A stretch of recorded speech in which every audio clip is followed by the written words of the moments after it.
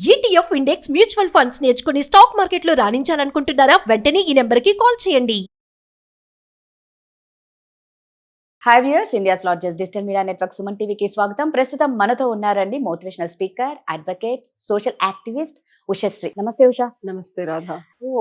ఉషా, అంటే మామూలుగా మనం ఎన్నో మనిషిని చంపుకోవడము అనేది నువ్వు గత వీడియోలో కూడా చెప్పావు. అందుకే అంటే ఇప్పుడు ఎట్లయిపోయింది అంటే ఏదన్నా ఒకరి వల్ల ఒక ప్రాబ్లం వచ్చింది అంటే వాళ్ళని చంపడం ఎంత ఈజీగా చంపుతున్నారో, చంపినామని చెప్పి పోలీస్ స్టేషన్కి కూడా అంతే ఈజీగా వెళ్ళిపోతున్నారు.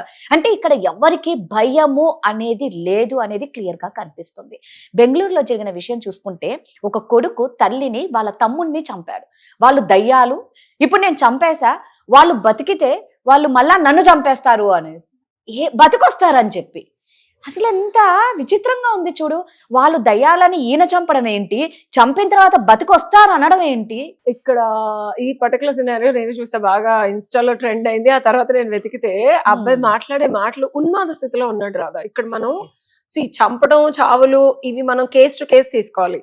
క్రిమినల్ సైకాలజీలో విత్ ఇంటెన్షన్ చంపుతున్నాడా, క్రైమ్ చేయడానికి చంపుతున్నాడా, ఏదన్నా క్రైమ్ చేసి తనకి బెనిఫిట్ కోసం చంపుతున్నాడా, లేదా ఇర్రెస్పెక్టివ్ ఆఫ్ వాట్ అతనికి సెన్స్లెస్ గా అతనికి ఇబ్బంది కలిగిందని కానీ బాధ కలిగిందని కానీ చంపుతున్నాడా అనే సినారియోస్, అట్లా కొన్ని నెంబర్ ఆఫ్ సినారియోస్ ఉంటాయి.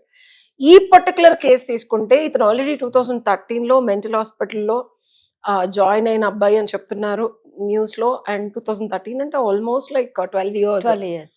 అండ్ ఆ అబ్బాయి మాట్లాడే స్థితిలో అబ్బాయి చాలా క్లియర్ కట్ గా చెప్తున్నాడు, వాళ్ళకి నా మనసులో ఏముందో తెలిసిపోతోంది, అది నార్మల్ హ్యూమన్స్ కాదు, నాకు పిచ్చి అంటున్నారు. సో వాళ్ళని ఎంత చంపి ఎంత పొడిసినా అది నాకు కనిపించట్లేదు, వాళ్ళ పొట్టలో ఉంది, అది నాకు బయటకు రావట్లేదు. సో అతని కాన్షియస్నెస్ ఎంతసేపు వాళ్ళల్లో ఒక దయ్యం ఉంది, అది ఇతన్ని మాటలు బయటకు చెప్పకపోయినా వాళ్ళ మనసులో ఉన్నది తెలుసుకొని వాళ్ళు తిని ఇబ్బంది పెడుతున్నారు, ఫుడ్ పెట్టట్లేదు, అతనికి గౌరవం ఇవ్వట్లేదు. నాకు తెలిసి ఈ అబ్బాయి ఏదో పిచ్చి పనులు కూడా చేస్తూ ఉంటుంటాడు. ఎందుకంటే ఆ మాటలు ఒక చిన్న మాట అన్నాడు, నేనేదో మీరు వీడియో చూస్తే నాకు అది ఇల్లీగల్ థింగ్స్ ఎందుకులే గానీ అది కూడా వాళ్ళకి తెలిసిపోతుంది. సో ఇతను ఏదో తప్పు చేస్తున్నాడు, ఆ తప్పుని దిట్టడి చేయడానికి వాళ్ళు పాపం ప్రయత్నిస్తూ, కొడుకు కాబట్టి ఆ వాత్సల్యంతో బయటకు వదిలేయలేం కదా రాదా, ఎంత తప్పులు చేస్తున్నా ఎన్ని చేస్తున్నా. అండ్ నాకు తెలిసి వీళ్ళేం పెద్దగా అంటే కొంచెం below middle class, lower middle class, poor people stage లో ఉన్నారు. ఎందుకంటే ఇతను ఒక చిన్న వాచ్మెన్ గా వర్క్ చేస్తుంటారు. సో వాళ్ళు ఇతన్ని కట్టుదిట్టడి చేస్తున్నాడు. ఆ చేసేది మనుషులు కాదు, వాళ్ళలో ఒక దయ్యం ఉంది, ఆ దయ్యాన్ని చంపాను నేను.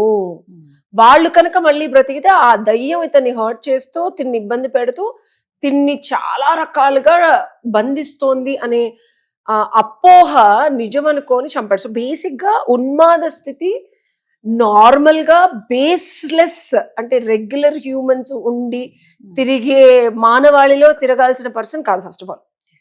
ఇలాంటి స్థితిలో ఉన్నప్పుడు వాళ్ళకి ఎఫోర్డబిలిటీ కూడా లేకపోయి ఉండొచ్చు. మనం తల్లిదండ్రుల్ని పాపం ఎవరు భర్త కూడా లేరు, వాళ్ళ తమ్ముడే చంపేశాడు మా నాన్న అని చెప్తున్నాడు. సో పాపం వాళ్ళ దగ్గర అంత ధనం కూడా లేకపోయి ఉండొచ్చు. ఇతను ఒక మెంటల్ హాస్పిటల్లో ఇలాంటి వాళ్ళని కానీ, క్రిమినల్స్ కానీ, ఎందుకని యావజ్జీవ కారాగార శిక్షలు, ఒక్కొక్కసారి ఉరి శిక్షలు, అయ్యో అతన్ని చంపేశారా, అదేంటి వీళ్ళని యావజ్జీవ కారాగార శిక్ష జైల్లో పెట్టారా, ఇలాంటి వాళ్ళు రెగ్యులర్ మానవుల మధ్యలో తిరిగితే ఇలాంటి విపత్కర పరిస్థితులు వస్తాయి. కాబట్టి వీళ్ళని మెంటల్ హాస్పిటల్స్ లో బందీలుగా ఉంచడం కానీ, అండ్ క్రిమినల్ మెంటాలిటీ ఉన్న వాళ్ళని మానవాళిలో వదలటం కానీ జరగదు.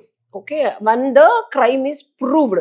ఇప్పుడు నువ్వు నేను ఎవరి మీద అయినా సరే మనం ఏదో ఒకటి వీళ్ళు అలా అన్నారు ఇలా అన్నారు, కేస్ ఫైల్ అవ్వడం మీరు చాలా మంది కేసు ఫైల్ అయిపోగానే ఫ్యాక్ట్స్ తెలియకుండా అంటిల్ అన్లెస్ ఇట్స్ ప్రూవ్డ్ ప్రతి ఒక్కళ్ళు నిర్దోషి.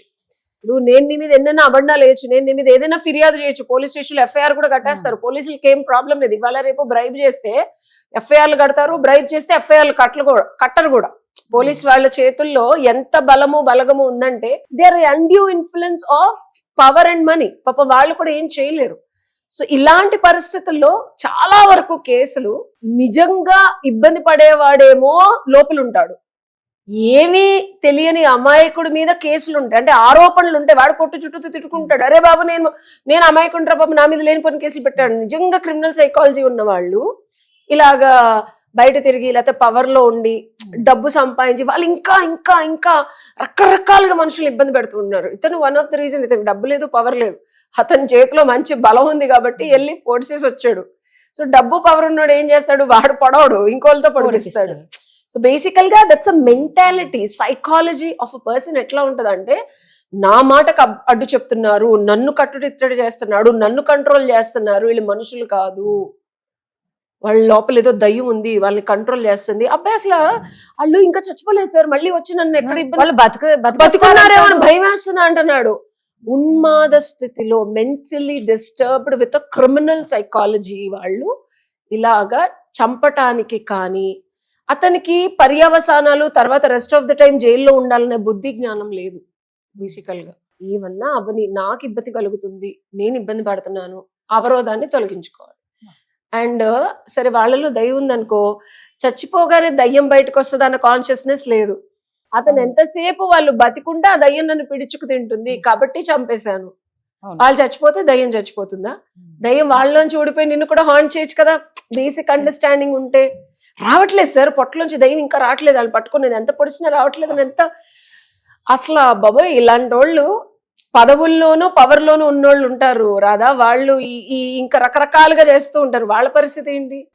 వాళ్ళకి బుద్ధి జ్ఞానం ఉంటుంది, మనుషుల్ని చంపించేస్తూ ఉంటారు, వాళ్ళ ధనార్జనను పవర్ లో ఉంటారు. సో అది క్రిమినల్ మైండ్ సెట్ విత్ ఉన్మాద స్థితి నా నెక్స్ట్ లెవెల్. ఇది నిజంగా నువ్వు అన్నట్టు ఏంటంటే ఆయన మైండ్ సెట్ సరిగ్గా లేదు నిజంగా. ఇలాంటి వాళ్ళు పిచ్చి హాస్పిటల్లో అయినా ఉండాలి, లేదా ఇలాంటి అఫెన్సెస్ చేసినప్పుడు కంప్లీట్ గా జైల్లో ఉండాలి. లేకపోతే సమాజంలో వీళ్ళు తిరుగుతూ ఉంటే ఎప్పుడు ఎవరిని ఎలా చంపుతారో, ఏం చేస్తారో డబ్బు కోసం కానీ, వాళ్ళ ఇంటెన్షన్ ని ఫుల్ఫిల్. ఇప్పుడు ఇతనికి ఎవరన్నా మెంటాలిటీ డబ్బు కానీ, ఇతనికి ఏది ఎరేస్తే ఇతను ఈ పని చేస్తాడు అనేది ఎరేస్తే కూడా చంపేసి వస్తాడు. అసలు పెద్ద విషయం కాదు అసలు తనకి. అలా కూడా మారుస్తుంది. దీన్ని ఎవరో ఒకళ్ళు కంట్రోల్ చేయగలిగారు అనుకో, he will become a human weapon to kill people. So ఇప్పుడు ఈయనకైనా శిక్షలు ఖచ్చితంగా డెఫినెట్ గా పడతాయి. డెఫినెట్ గా యావజ్జీవ కారాగార శిక్ష ఇస్తాడు, జైల్లో ఉంటాడు. ఒక్కటి చెప్తున్నాను రాదా, మన ల్యాండ్ లో మనది కర్మ భూమి, ధర్మ భూమి. ఓకేనా? ఇప్పుడు ఇంత మనకి టెర్రరిజం వచ్చినా, లేకపోతే ఇన్ని రకాల తప్పులు చేస్తున్నా, మన కాన్స్టిట్యూషన్ కానీ, మన ల్యాండ్ లా కానీ, మనం దేన్ని నమ్ముతామంటే, చెడ్డవాడైనా సరే, ఓకే, చెడ్డవాడని ప్రూవ్ అవ్వకపోతే మనం వాడికి శిక్షించం. మనం సాక్ష్యాలు అడుగుతాం, ఎవిడెన్స్ లా ఉంటది, ప్రూవ్ చేసుకోవాలి, ఆర్గ్యుమెంట్స్ ఉంటాయి. ఓన్లీ థింగ్ ఏంటంటే, వాడు కనుక బెనిఫిట్ ఆఫ్ డౌట్ ఒక మంచి వాడు అయ్యుంటే వాడికి అధర్మంగా మనం శిక్ష చేయకూడదనే లాని ఇంకా ఫాలో అవుతున్నాం మనం. మనది పిచ్చిలా సంవత్సరాలు పడుతుంది అది ఇది అంటారు. కానీ నేను ఒకటి చెప్తాను రాదా, టైం లైన్ అనేది ఉంటది. మన వాళ్ళు ఏం పిచ్చోళ్ళు కాదు, మన ధర్మాన్ని దృష్టిలో పట్టుకొని న్యాయాన్ని రచించారు. మన ల్యాండ్ లో ఉన్న ధర్మాన్ని పట్టుకొని మన న్యాయ శాస్త్రాలు, లీగల్ లాస్ అన్ని రచించారు. సో లీగాలిటీ, ధర్మం బేస్ లో న్యాయం ఎప్పుడు జరుగుతుంది అంటే, టైం లైన్ లో వాడి పాపాలు కూడా పండాలి. అందుకే మనకు చూస్తే టైం ఎక్కువ తీసుకుంటుంది కోర్ట్ ప్రొసీజర్స్. ఖచ్చితంగా ఎప్పుడు నువ్వు ఎలాగానే నాకు ఇమీడియట్ గా వీడి తప్పు అని చెప్పేసి శిక్ష చేసేయడము అలా అనుకుంటే, అసలు డబ్బులు ఇచ్చి అందరినీ నిరూపణ అంటే న్యాయ వ్యవస్థే కొలాప్స్ అయిపోతుంది. కాబట్టి ధర్మానికి న్యాయం జోడించడానికి టైం లైన్ లో నిజాయితీ అనేది తెలుస్తుంది. నిజం అనేది 10 ఏళ్ల తర్వాత కూడా అబద్ధం నిజం కాదు. నిజం అనేది ఎప్పటికైనా నిజమని ప్రూవ్ అవుద్ది. కాబట్టి there is a time frame. వాడి కర్మం పండి, కృష్ణుడు ఎలా అయితే 100 తప్పులు అయిన తర్వాత ఎలా అయితే శిక్షిస్తాడో, ఎవరైతే తప్పు చేశాడో టైంలో వాడి కర్మ వచ్చి ఆ రిజల్ట్ అనేది వస్తుంది. కాబట్టి మన వాళ్ళు కూడా టైం తీసుకుంటారు. బట్ నిజంగా చెప్తున్నాం కదా, అంటే ఇప్పుడు ఇంట్లో వాళ్ళని నమ్మనీకి లేదు, బయట వాళ్ళని నమ్మనీకి లేదు, ఎవరిని నమ్మనీకి లేదు. ఏదో ఒకప్పుడు అయితే టెర్రరిస్టుల భయము, దొంగల భయము మాత్రమే ఉండేది. ఇప్పుడు ఇంట్లో వాళ్ళతో భయంగా బతికి వాళ్ళ చేతిలోనే చావాల్సిన రోజులు వస్తున్నాయి. కొంచెం జాగ్రత్తగా ఉండండి. Thank you.